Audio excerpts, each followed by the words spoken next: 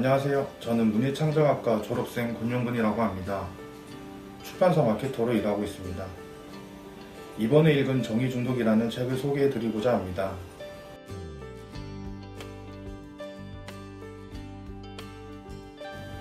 일본의 내각자가 쓴 책이고요. 일본에서도 20만 명이 읽은 베스트셀러입니다. 이게 그 책의 실물입니다.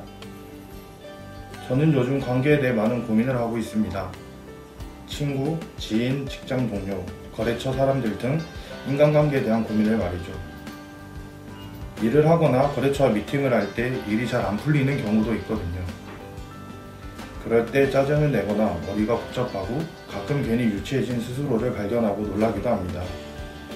왜 저는 유치해져서 그 사람을 괜시리 싫어하게 되는 걸까요? 사회생활을 하며 왜 인간이 싫어지는지 하는 의문이 계속 꼬리에 꼬리를 물고 있는 와중에 이 책을 보게 되었습니다. 정의중독은 나는 맞고 너는 틀리다 는 생각에 다른 사람을 절대 용서하지 않는 것을 말합니다.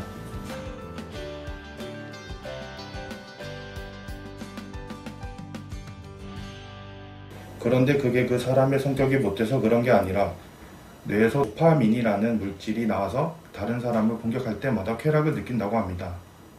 정의중독이 심하면 다른 사람을 과도하게 공격하고 비방한다고 합니다. SNS도 이런 사람들을 많이 볼 수 있죠. 그리고 정의중독이 된 사람의 뇌는 손상돼 있을 가능성이 있다고 합니다.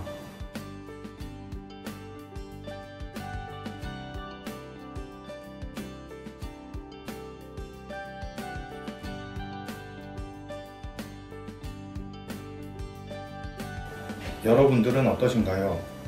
다른 사람을 이해할 수 없거나 심하면 미워하거나 싫어한 적이 있지 않나요? 그 당시에는 상대가 이해가 가지 않았지만 시간이 지나고 보면 그렇게 화낼 일도 아닌 것 같고 그러면서 나 스스로 속 좁게 굴었나 싶기도 하고 인간관계에서 미워하고 마음에 담아두고 화내고 그러면 결국 힘든 건 나 자신이라는 생각이 들었습니다.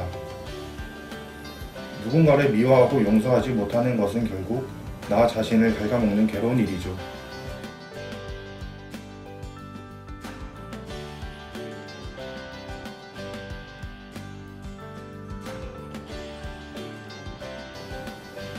사람이라면 누구나 정의중독에 빠질 수 있다고 합니다. 내가 이상한 사람이 아니라는 거죠. 그냥 자기 자신과 다른 사람을 이해하고 나를 괴롭히는 감정에서 벗어나기를 바라보는 건 어떨까요?